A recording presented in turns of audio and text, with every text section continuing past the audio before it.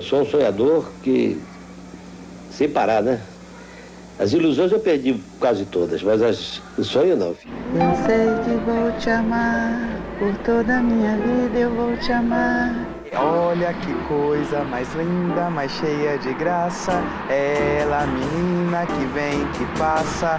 No doce balanço a caminho do mar. Uma mulher tem que ter qualquer coisa além da beleza, qualquer coisa que chora, qualquer coisa que sente saudade.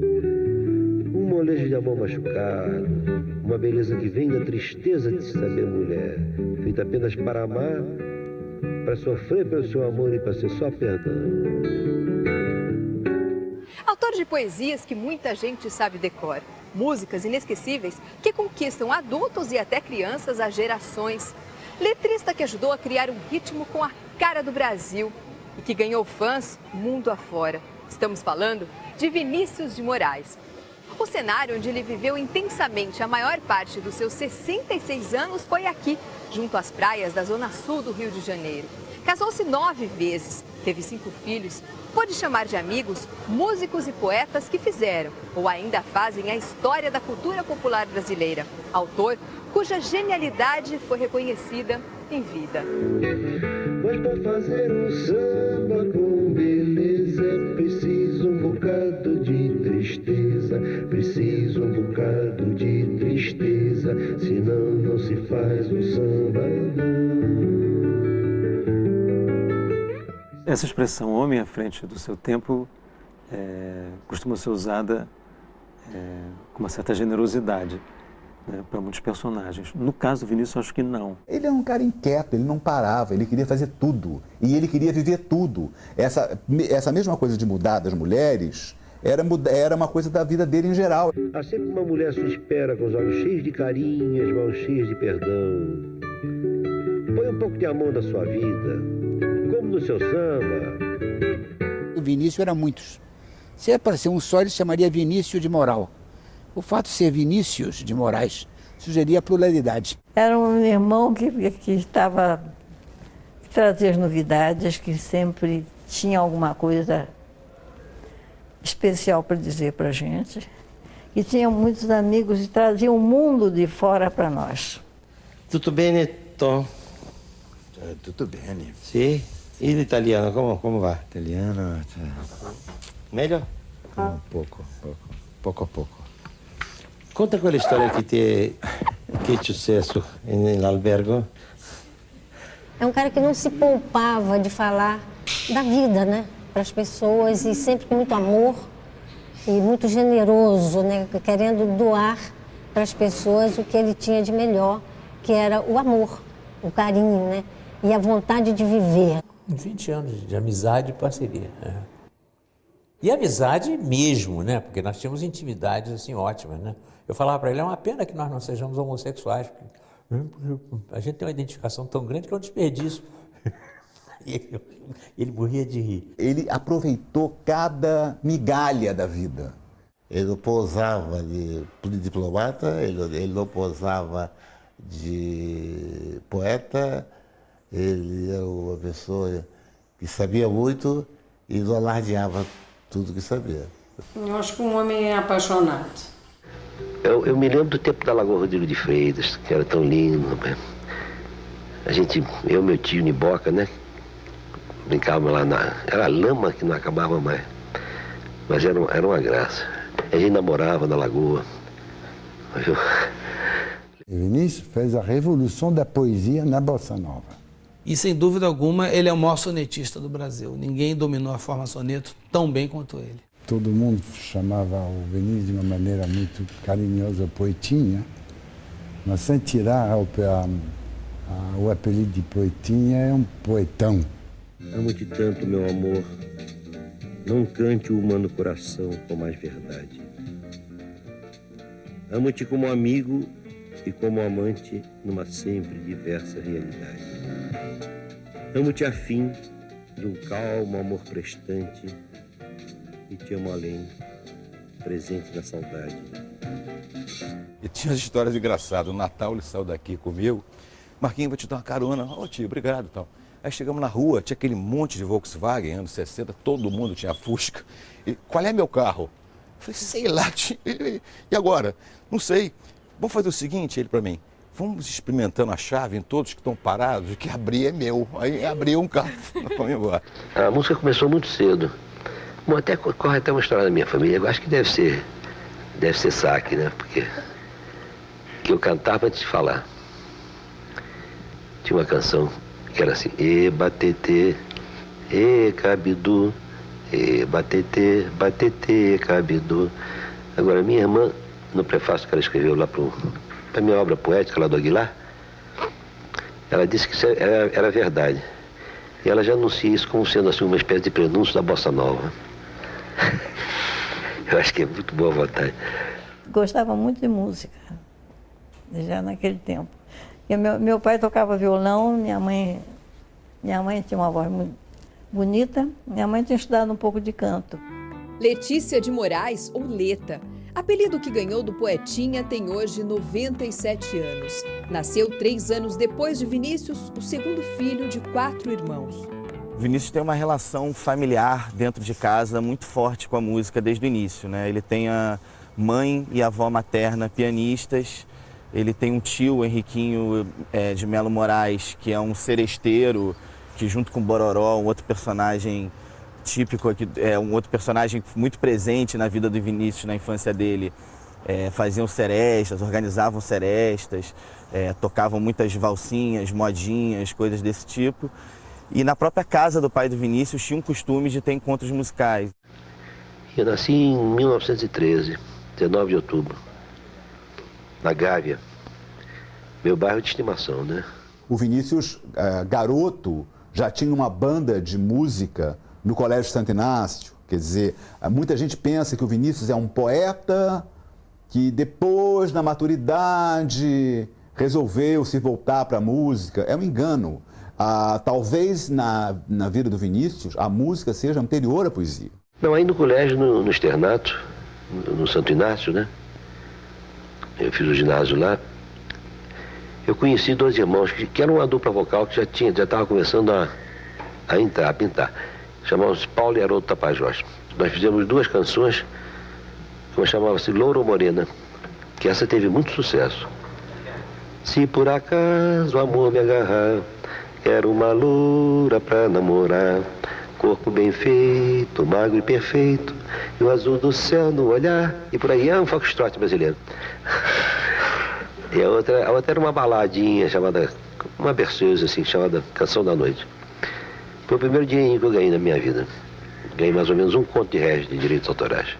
Esta casa na Gávea, na zona sul do Rio de Janeiro, que hoje mora a dona Leta, já viveram os pais, os irmãos e Vinícius. Ele veio para cá aos 22 anos de idade e foi embora para estudar na Inglaterra e se casar com a primeira mulher, a Tati. Ele vinha sempre, que ele separava das mulheres, dos 9 casamentos. Nem todos, claro, né? Aí ele só trazia a escova de dente dele e um retrato de Portinari, olha, bonito dele. Aí ficava um tempinho aqui, daqui a pouco ele está casando de novo. O primeiro casamento de Vinícius foi por procuração. Ele tinha ganhado uma bolsa para estudar em Oxford, na Inglaterra. E namorava Beatriz Azevedo de Melo, a Tati, que só depois foi para perto do poeta na Europa. Foram 11 anos de convivência e 2 filhos, Suzana e Pedro. O Vinícius era um metafísico, a Tati não tinha religião, a Tati era feminista, a Tati era de esquerda, a Tati era uma mulher engajada, era uma mulher de vanguarda, que gostava de arte de vanguarda. O Vinícius escrevia uma poesia até de qualidade, mas retórica, tradicionalista, sobrecarregada, solene. Então a Tati era em tudo o oposto dele. E ele se apaixona por essa mulher e, como vai ocorrer depois nos 9 casamentos oficiais dele, ele se transforma completamente a partir da paixão por essa mulher. A relação terminou em 1950, mas entre 1945 e 1947, Vinícius teve um casamento escondido com Regina Pederneiras, uma arquivista do Itamaraty. O terceiro relacionamento sério foi com Lila Boscoli, bisneta da compositora Chiquinha Gonzaga, com quem teve Georgiana e Luciana. Ele sofria muito com as separações dos casamentos. Não era uma coisa fácil, não. Apesar de terem sido muitos, ele sofria muito. Ele era fiel àquela coisa de que ele não podia ficar com uma pessoa, com uma mulher, se ele não tivesse mais apaixonado. O quarto casamento foi com Maria Lúcia Proença, a Lucinha, mas em 1963, o coração de Vinícius já batia mais forte por Nelita Abreu Rocha. Quando ele estava namorando a Nelita, e ele estava triste, ele foi lá para casa arrasado, triste, mas assim, acabado. Eu digo, o que houve, parceiro? O que houve? Você, parceiro, eu estou muito desanimado, estou querendo desencarnar, estou muito triste. Porque, imagina, os pais da Nelita não querem que ela me namore, porque eu sou músico, porque eu sou divorciado, porque eu sou tudo isso. Então, eu não tenho o que fazer, não deixam ela sair comigo. Aí me deu uma coisa, eu falei, mas Vinícius, você não é poeta? Rapta ela. E ele olhou para minha cara assim, está sentado na mesa da cozinha da minha casa, ele sentado, rapta, é? E deu um ataque de rir. Que boa ideia, parceirinho, que boa ideia, eu vou raptar ela, vamos combinar, vamos planejar. E aí mudou, ficou alegre, feliz da vida. E aí ela começou a levar as malas lá para minha casa, né? Eu morava na Barão da Torre nessa época. Ela foi levando as malas lá para casa e fugiram de lá. Fugiram da minha casa. A Nelita e o Vinícius para Paris. Depois, casou-se com Cristina Gurjão em 1969, com quem teve Maria. Na sequência veio Jessie e Gessi, a baiana. A Jessie era atriz, era envolvida com o movimento hippie da época. O Vinícius se torna um hippie, deixa os cabelos crescer, passa a usar sandália de pneu, passa a andar de bata, né? Se você pensa no Diplomata dos anos 50, 60, sei lá, quer dizer, é uma coisa completamente diferente, vira um outro homem, talvez como de fato ele nunca tenha virado num casamento. Para ele aquilo tinha um sentido, porque ele teve uma relação muito forte com a mãe menininha, ele tinha se casado com uma mulher baiana, tinha muita atração pela Bahia e pela cultura baiana. Vinícius não parou de se apaixonar, casou-se com a argentina Marta Ibáñez. E a nona mulher foi Gilda Matoso. Depois de encontrá-lo e reencontrá-lo nos shows pelo mundo, chegou a trabalhar com ele.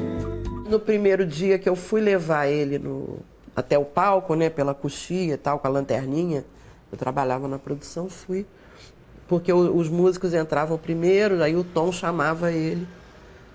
Quando o Tom chamou ele, ele falou, olha, eu estou totalmente apaixonado por você. E entrou no palco, eu fiquei assim, ó. Eu fui para casa, eu passei mal. Ele fez uma valsa para mim que foi a última gravação dele. Aí eu sei de cor. Sabe de cor? É nos abismos do infinito uma estrela apareceu e da terra ouviu-se um grito, Gilda, Gilda. Era eu maravilhado ante a sua aparição, que aos poucos fui levado nos véus de um bailado pela imensidão, aos caprichos do seu rastro, como um pobre astro morto de paixão. Oh, minha amada, que olhos os teus, são cais noturnos, cheios de adeus. Olha, eu dizia sempre para ele que ninguém é perfeito, nem ele era um super poeta, um grande compositor, um excelente companheiro, amante, marido, parceiro, mas ele não era, ele foi um pai muito ausente, ele sabia um pouco disso, ele arrastava uma certa culpa, porque ele abandonava o casamento com tudo, inclusive com os filhos, para ir viver outra história. E como ele era diplomata no início, quando os filhos eram pequenos, ele foi morando em outros países e tudo, e os filhos foram ficando para trás. Ele dizia, não, meus filhos quando ficam adultos, eles entendem tudo, mas até ficar adulto, né? Ele é um pai que talvez não tenha tido um comportamento assim de um pai padrão e tal, não tenha podido fazer isso, mas a presença dele na gente é muito grande, tanto que a gente se reconhece, mesmo com mães diferentes, entre nós, filhos de Vinícius, a gente tem uma coisa em comum forte. E apesar das pessoas acharem que Vinícius era assim, levava uma vida, ele era muito batalhador e muito responsável, principalmente com o pai. Era preocupado com a gente, como a gente ia ficar no futuro, pensava em dar um imóvel para cada filho. Ele era um pai nesse sentido bem clássico. Daqui a pouco, no Caminhos da Reportagem, a riqueza da construção poética de Vinícius de Moraes.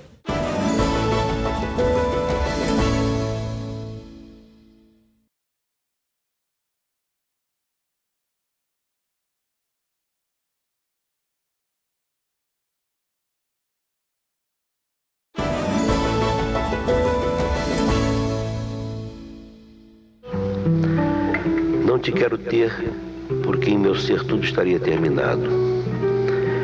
Quero só que surjas em mim como a fé nos desesperados, para que eu possa levar uma gota de orvalho desta terra amaldiçoada que ficou sobre a minha carne como uma nódoa do passado.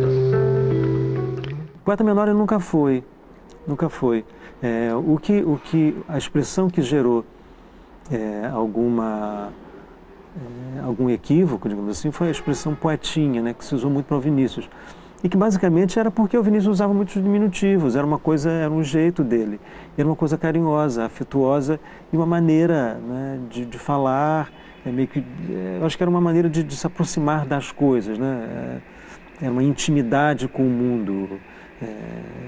Ele usava o diminutivo, e em função disso o diminutivo passou a ser usado para ele também, né? Poetinha. Vinícius escreve desde muito cedo.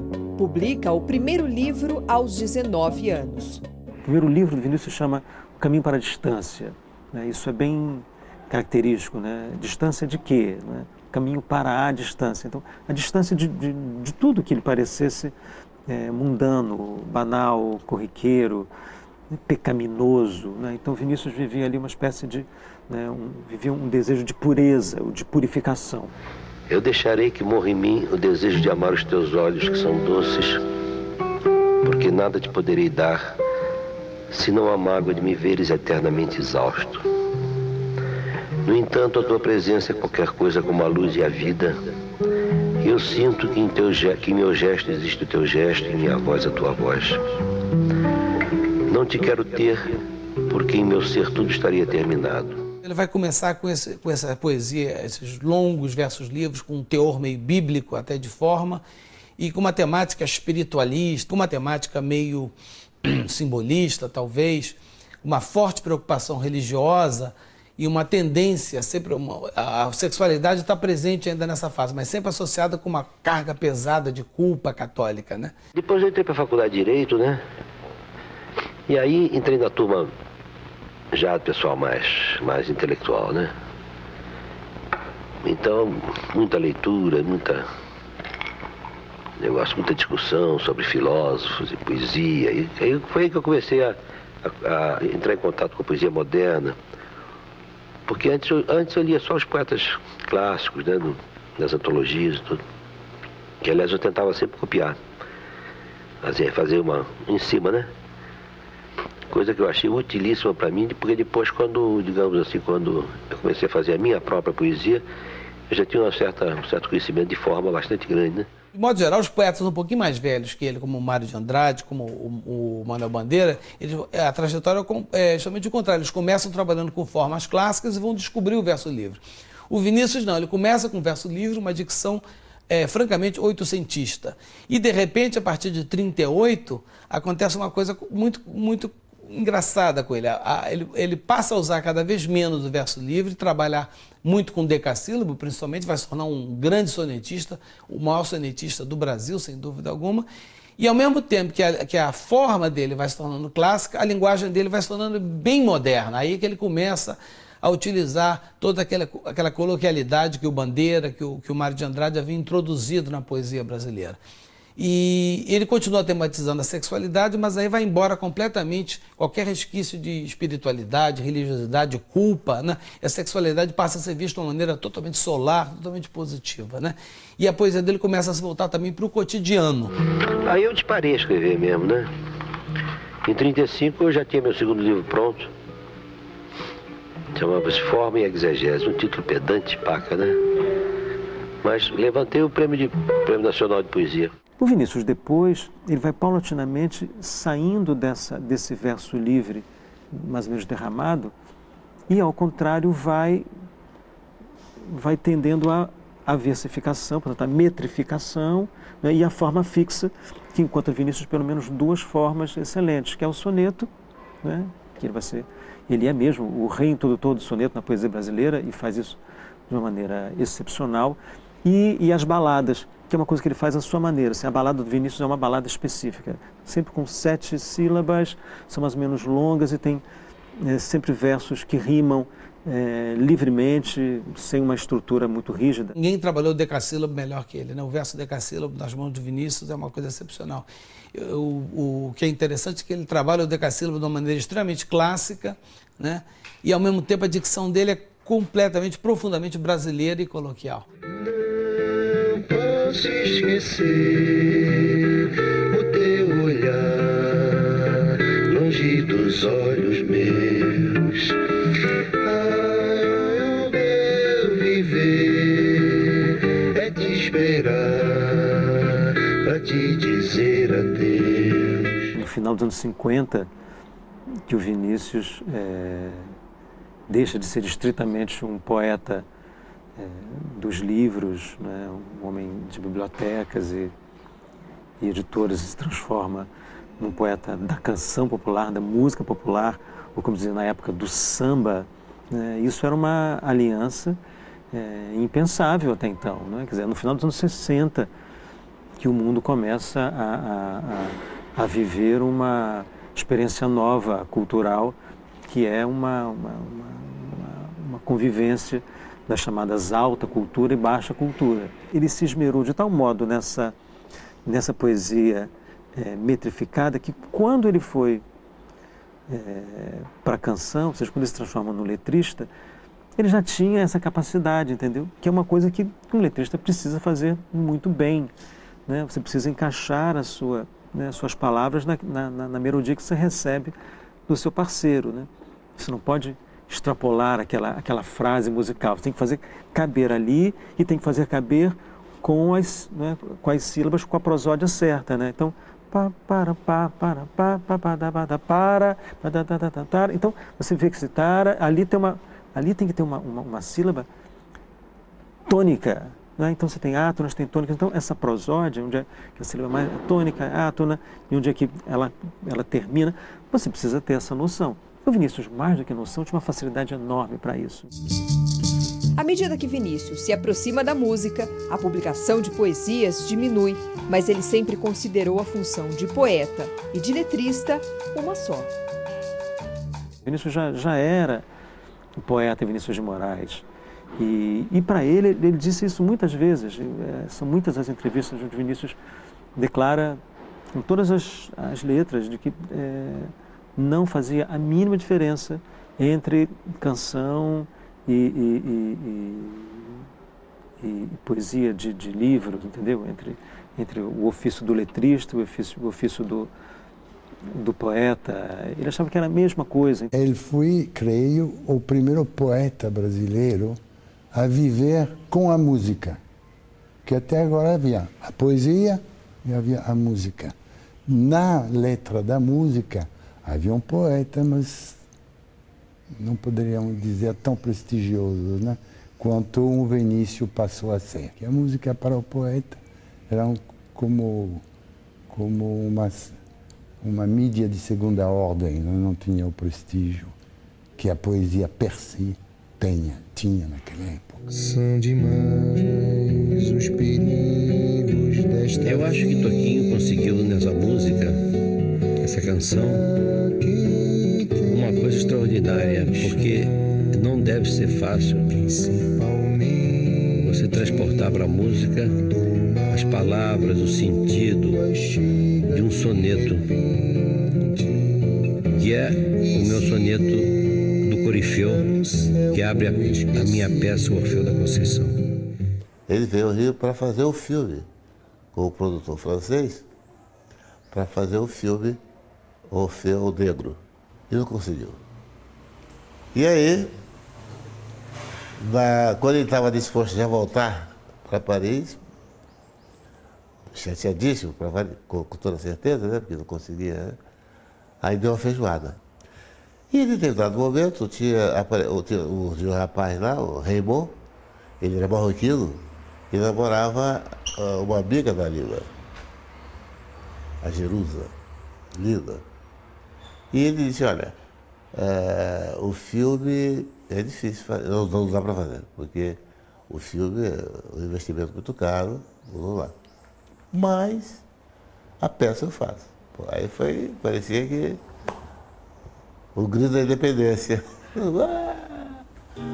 A peça Orfeu da Conceição leva um elenco de atores negros para o palco do tradicional Teatro Municipal, no Rio de Janeiro. O ano era 1956. Meu amigo, só resta uma certeza. A peça também inaugurou uma parceria inesquecível para a música popular brasileira: Vinícius de Moraes e Tom Jobim. Aí um dia eu estava lá no Vilarino. O Vilarino era um barzinho que tinha no centro da cidade, onde a gente tomava umas e outras, assim, entre o trabalho e a casa, né? O pessoal, tínhamos até uma mesa chamada Mesa Grande. Radialistas, pessoal de compositores, todo mundo sempre lá. E aí eu estava conversando com o Haroldo Barbosa e com o Lúcio Rangel, numa mesa separada assim, estava contando o projeto todo. Eu olhei e era o Tom. Ele lá tomando as cervejinhas dele, né? Aí eu chamei ele na mesa, ele veio e tal, eu expus assim brevemente para ele o negócio da peça e tal. Deu uma pala assim, geral do que era, né? E a primeira coisa que ele me perguntou, ele falou, tem dinheirinho nisso? Eu até fiquei meio escandalizado. Disse, poxa, esse cara logo pensando em dinheiro, né? Mas mais tarde eu vi porque ele era muito duro mesmo. Ele tinha largado a arquitetura, né? Para se dedicar exclusivamente à música e tudo. E já estava a mulher dele já estava grávida do Paulinho, né? Eu sei que a gente depois se encontrou, eu entreguei a peça para ele, ele levou para casa e 15 dias depois ele me telefonou. Então, para mostrar os primeiros temas, né? Aí era foi aquele chuá, né? O músico nasceu, o Vinícius mandando a letra por telefone, de Montevidéu, por exemplo, e eu estou aqui fazendo a música. Foi o caso, se você quer saber, de Felicidade, que é uma das músicas tema do filme Orfeu Negro, né? Tristeza não tem fim, felicidade sim. Tristeza não tem fim, felicidade sim. Tristeza não tem fim, felicidade sim. O filme Orfeu Negro foi lançado em 1958, 2 anos depois da montagem do espetáculo no Teatro Municipal. Apesar da história ser de Vinícius de Moraes, a trilha de Tom Jobim e Luiz Bonfá, o Oscar de melhor filme estrangeiro e a Palma de Ouro em Cannes ficaram com a França, porque o diretor, Marcel Camus, era de lá.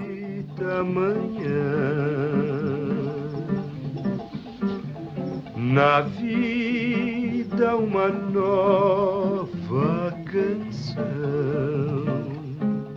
O Vinícius adorava cinema, né? Sempre gostou. Era uma coisa de juventude que o acompanhou pela vida inteira. Sempre muito envolvido nos debates, escreveu muito, durante muito tempo sobre cinema, foi crítico de cinema, fez muitas crônicas cujos temas eram filmes, atrizes, diretores, participou de festivais fora do Brasil, criou festivais de cinema no Brasil, sempre trocou muita correspondência com diretores, sempre muito envolvido com uma política de cinema no Brasil. Então Vinícius foi um ativista do cinema no Brasil. Ele pede para ir para Los Angeles um pouco por esse interesse, né? Quando ele está no Itamaraty, chegando lá, entra em contato com Orson Welles, entra em contato com outras pessoas profissionais de cinema, pede uma indicação de curso para o Orson Welles e para o diretor de fotografia do Orson, para fazer alguma coisa, queria estudar cinema. E o Orson Welles fala, não vai estudar cinema, vem para o meu set de filmagens, eu estou iniciando uma filmagem, você acompanha a filmagem desse longa-metragem comigo, eu acho que é o melhor jeito de você aprender. E ele acaba acompanhando a filmagem de 2 longas do Orson Welles. acho que é A Dama de Xangai e Macbeth também. E ele diz que é um dos maiores aprendizados que ele tem com a linguagem cinematográfica. Autor de letras que ganharam o mundo, Vinícius foi uma das peças-chave para que a bossa nova se tornasse realidade. No próximo bloco, vamos saber mais sobre a importância de sua obra para a música popular brasileira.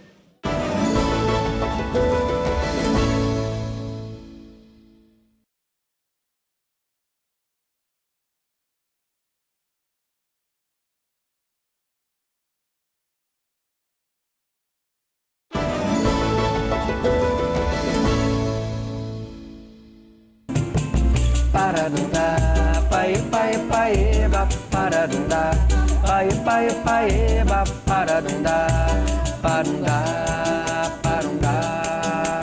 Eu quis amar, mas tive medo e quis salvar meu coração, mas o amor sabe um segredo.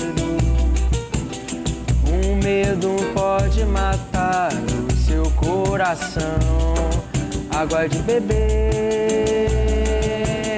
beber, camarada. Vinícius representa música de qualidade, não só pra gente, mas pro Brasil todo. Eu nunca fiz coisa tão certa. Entrei pra escola do perdão. É um grande cartão de visita para quem faz música brasileira, porque qualquer lugar que a gente se apresente, se a gente chega cantando Vinícius, a gente é bem recebido e a gente atrela a nossa música a uma música de qualidade. Água de beber, camarada. Realmente eu comecei a compor mesmo, quer dizer, voltei à música popular. Foi quando eu cheguei do meu posto em Los Angeles, nos Estados Unidos, foi em princípio de 51. E engraçado, foi a pedido da moça com que eu estava casado então. Sabe, ela falou, disse, poxa, você transou tanto com música quando você era menino e tal, e agora largou por quê? Você não experimenta fazer um sambinha.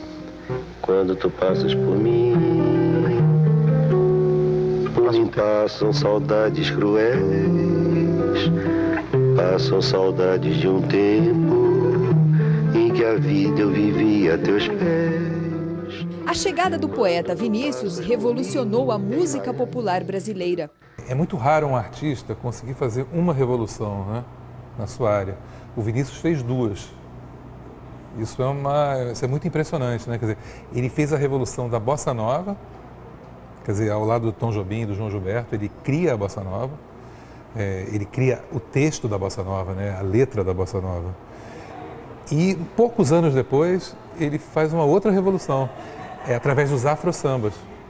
Quer dizer, com os afro-sambas, ao trazer elementos da cultura popular assim mais popular mesmo, né, que é o candomblé, a capoeira, a trazer esses elementos negros da Bahia, ele cria uma nova linguagem, ele faz uma outra revolução que vai dar as bases do que a gente chamou depois de MPB.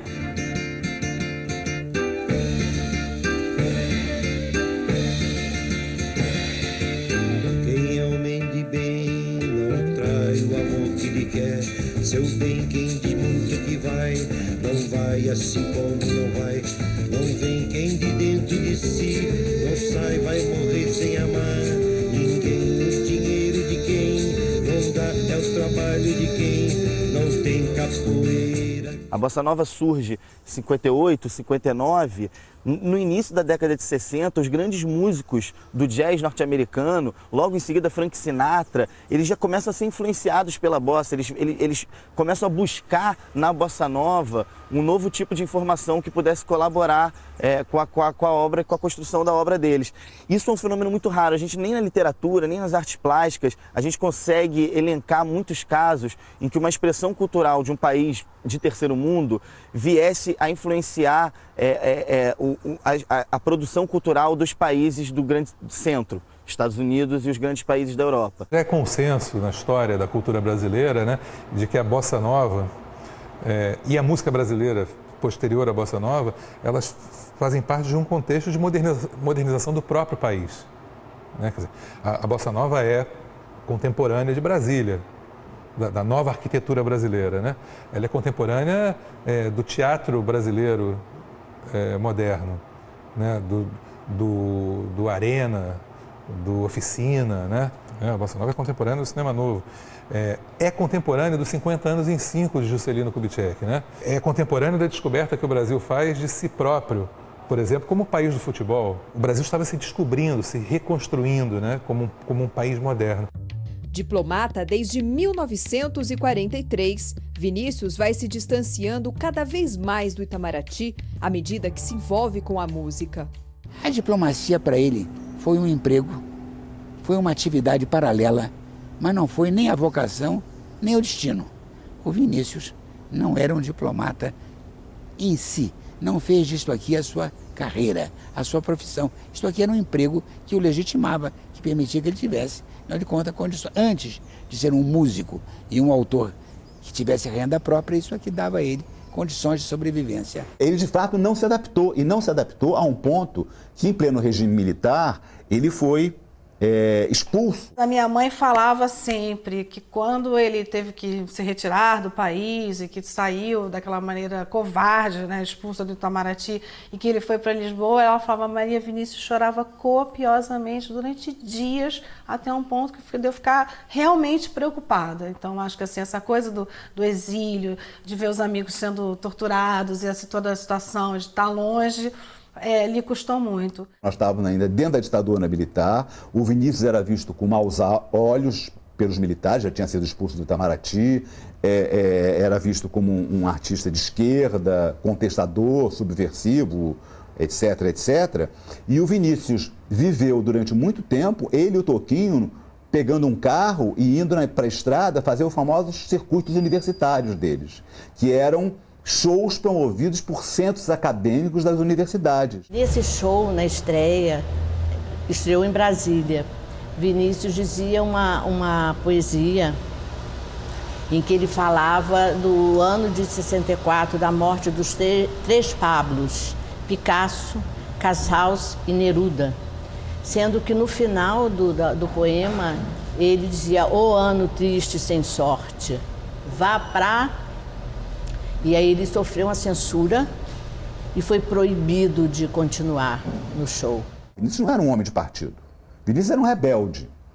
Era um rebelde por estado de alma. A rebeldia de comportamento dele tem efeitos políticos, porque quebra os protocolos, quebra a rigidez, quebra o pensamento quadrado. Você é mais bonita que a flor, quem dera a primavera da flor tivesse todo esse aroma de beleza que é o amor perfumando a natureza numa forma de mulher. Liguei para a casa dele, ele atendeu, falei: "Alô, Vinícius? Aqui é quem está falando é o Carlos Lira." Ele: "Ah, Carlinho!" Ele tinha mania diminutivo. "Carlinho, já ouvi falar muito de você. O que você quer de mim?" "O que eu vou falar?" Eu disse: "Vinícius, eu queria umas letrinhas." Aí ficou todo feliz que eu entrei naquele negócio diminutivo com ele, me chamou: "Venha já para cá, vem para minha casa." Peguei um táxi, correndo para a casa dele. Cheguei lá, ele disse: "Olha, vamos fazer uma coisa. Você está vendo aquele gravadorzinho que está ali? Tudo diminutivo. Aquele gravadorzinho, você pega o teu violãozinho, bota as tuas músicas todas nele, que daqui a uma semaninha eu boto letrinha em tudo." Daí uma semaninha o telefone toca. Aí já veio aquela: "Alô, parceirinho?" Aí começou o negócio de parceirinho. Dali para frente começou a me chamar de parceirinho. "Pode vir que está tudo pronto." Fiquei até estranho. Eu digo: "Poxa, tem umas 10 músicas, ele fez letra para tudo?" E fez. E cada uma era melhor que a outra. O homem que diz tô não dá, porque quem dá mesmo não diz. O homem que diz vou não dá, porque quando foi já não quis. O homem que diz sou não é, porque quem é mesmo não sou. O homem que diz tô não tá, porque ninguém tá quando quer. As várias parcerias que teve ao longo da carreira eram consideradas verdadeiros casamentos musicais. artista, ele levava mais a sério do que casamento com mulher. Ele tinha mais, eu dizia, você tem mais ciúme dos seus parceiros do que das mulheres. Ele, na época do Baden, a Lucinha Proença me contou isso, mulher dele na época, ele chegava recebia o Baden em casa, digamos, quinta-feira à noite, os dois se trancavam no quarto e ficavam quinta, sexta, sábado, domingo, segunda, só pedindo comida pelo telefone, mais uísque, mais gelo para a empregada levar, e a Lucinha absolutamente excluída. Em vez de gerar filhos, já que ele usava o paralelo, gerava músicas geniais. Aí em 53 eu conheci Tom. Havia um grupo lá de boêmios, lá de Copacabana, né, que fizeram um clube. Então, o Clube da Chave. Uma noite, foi nas vésperas de eu embarcar para meu posto em Paris. Eu entrei e desde a porta eu senti aquele som, né? Aquele som diferente, viu? Aí eu fiquei escutando, sabe? Era o Tomzinho, mas eu não conhecia ele ainda, né? Primeira vez que eu vi. Ele no piano, né? Com o cabelo caído na testa, assim. Aí eu fui chegando e ele estava tocando esse samba dele outra vez. Sem você, esse que toca. Aí eu me sentei junto do piano e fiquei escutando, né? Ele me reconheceu. E aí a gente engrenou uma amizade muito grande, né? Para nossa parceria. Nesse mesmo ano a gente fez o Chega de Saudade. Vai minha tristeza e diz a ela que sem ela não pode ser. Diz-lhe numa prece que ela regresse, porque eu não posso mais sofrer. Nunca acabou com uma parceria nenhuma por briga. É porque ele conhecia uma pessoa nova que ele se interessava por aquilo. O Baden trouxe aquela coisa dos afro-sambas, aquele violão brasileiro, ele aí ficou fascinado. Aí deixou o Tomzinho um pouco de lado, ficou com o Baden. Depois ele conheceu o Carlinhos Lira, que era muito interessante, fazia cada melodia que eu vou te contar. Era muito jovem, foi na casa dele, mostrou umas músicas, no dia seguinte ele já fez a letra. E teve uns menos frequentes, mas muito importantes também, o Edu Lobo, Francis Raime, Chico. Gente, ele foi pegando gente de outras gerações, como as mulheres também. Ele foi... A idade foi... Até ele conhecer o Toquinho, que também foi uma parceria muito longa. Eu ficava curtindo na banheira, né? Trabalhando com o Toquinho. Botava uma tabuinha na banheira assim. E Toquinho ficava sentadinho assim no vaso sanitário, né? A gente ficava lá trabalhando, porque tinha uma criançada incrível dentro da casa, né? Não dava vez pra gente. E além da criançada toda, Chico Buarque de Holanda, né? Pregando peça e fazendo molecagem o tempo todo, né? O Chico tava lá. E foi numa tarde dessas que, depois de uma conversa assim, a gente fez esse choro, né? Tá no nosso penúltimo LP, não, no último LP.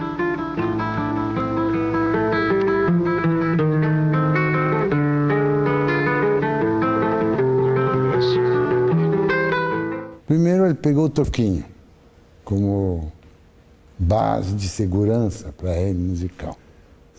Segundo, como ele sabia que não era um cantor, era um intérprete, mas muito mais intérprete do que cantor, ele sentiu que a priori seria duvidosa a possibilidade dele viver das suas apresentações.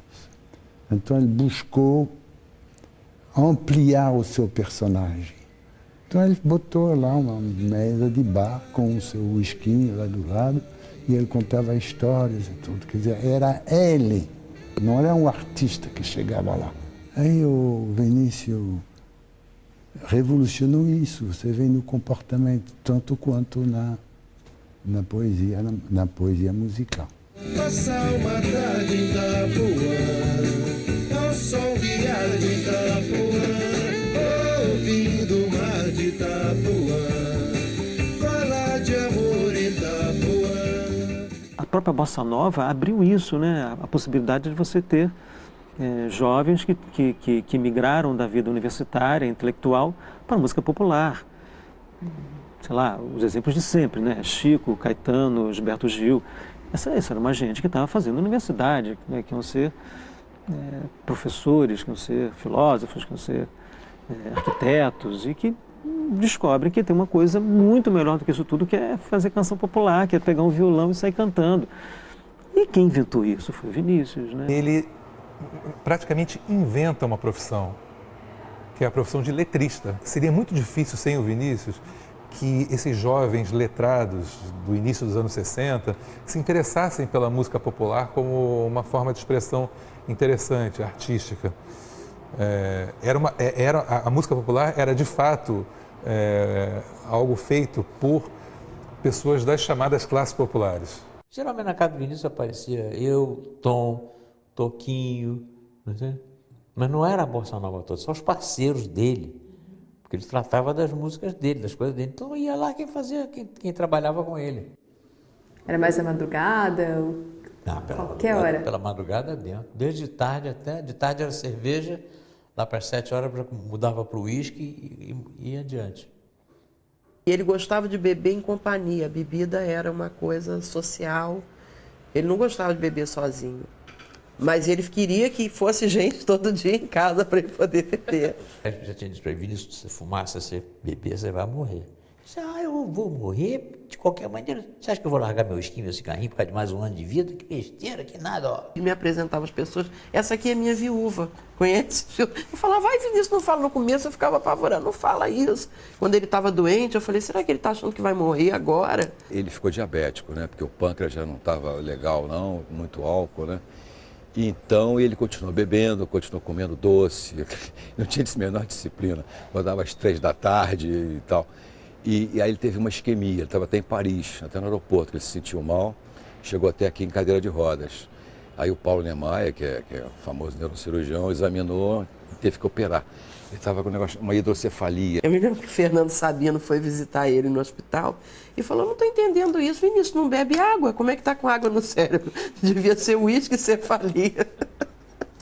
Quando ele ficou doente no final da vida dele, aí ele ficou lesado desse lado e o médico disse que ele tinha que fazer fisioterapia. Aí ele falou, não, fisioterapia me nego, então deixa eu tocar violão, tudo bem? Aí o médico falou, tudo bem, tocar violão você vai exercitar as mãos, que era isso que eu quero que você faça. Aí ele me telefonou e falou, 7 horas aqui em casa. Eu cheguei lá às 7 horas da noite, e ele falou, olha só, todas as noites, a partir de agora, eu quero que você venha para me dar aula de violão. Mas, na verdade, a gente não tinha aula de violão, coisa nenhuma, a gente conversava e tomava um esquinho. Nessa noite que ele morreu, nós jantamos, ele ficou meio de dieta, né? Mas ele me enganava, bebia escondido, comia coisas escondidas. E o Toquinho estava hospedado conosco, ele estava fazendo um show com Maria Creus e Francis Raime. Na época, então nós fomos dormir, depois eu ouvi o barulho, achava que o Toquinho está chegando. E aí peguei no sono, quando acordei vi que o Vinícius não estava na cama. Aí eu ouvi barulho na cozinha, panela. Aí desci para ver, ele estava fazendo um macarrão para comer com o Toquinho, um macarrão com molho lá de cremes, de não sei o quê, Falei, Vinícius, você tá maluco, comendo essa comida pesada essa hora da madrugada e não sei o quê? Você já jantou. Aí o Toquinho, você já jantou, Vinícius? Aí ele ficou danado, que nós dois brigando com ele. Ele falou, eu não quero ter essa vida assim, comendo dietinha, não sei o quê, eu quero... Eu falei, então tá, você que sabe de si, não sei o quê. Ele ficou lá, depois ele subiu para se deitar. E aí ele fez uma coisa que ele nunca fez, por isso que eu fiquei impressionada. Que ele me acordou e falou assim, não briga comigo assim, porque eu não quero levar uma vida com limitações e não sei o quê. Eu falei, tá, Vinícius, eu estava com sono. Tá bom então, tal. Vai dormir. Aí fomos dormir. E aí eu acordei com a empregada me chamando para dizer que ele estava passando mal dentro da banheira. Vinícius morreu no dia 9 de julho de 1980. O bonezinho dele eu sempre guardei perto da porta da minha casa para me dar a impressão que ele ia aparecer a qualquer momento. Na época, trabalhava na adaptação musical dos poemas infantis, que depois ganhou vida no álbum A Arca de Noé. Vinícius soube construir alicerces bem firmes para a música popular brasileira. Mesmo com uma obra sem teto, sem paredes, sem chão, ele conseguiu encantar até as crianças. Era uma casa muito engraçada.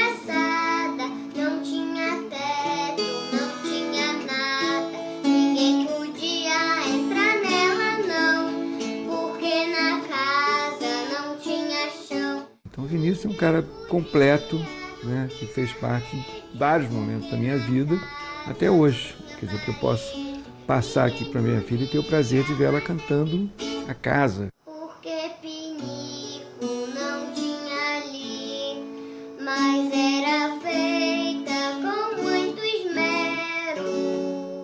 Essa letra desordenada, essa letra maluca, né, de uma casa, que é mais ou menos como a gente é.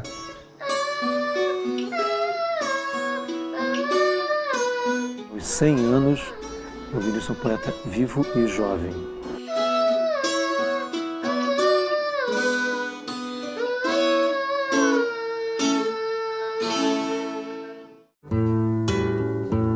Poeta, meu poeta camarada, poeta da pesada do pacote do perdão, pegou essa canção improvisada em tua inspiração, coração da moça do fundo, poeta, poetinha vagabundo.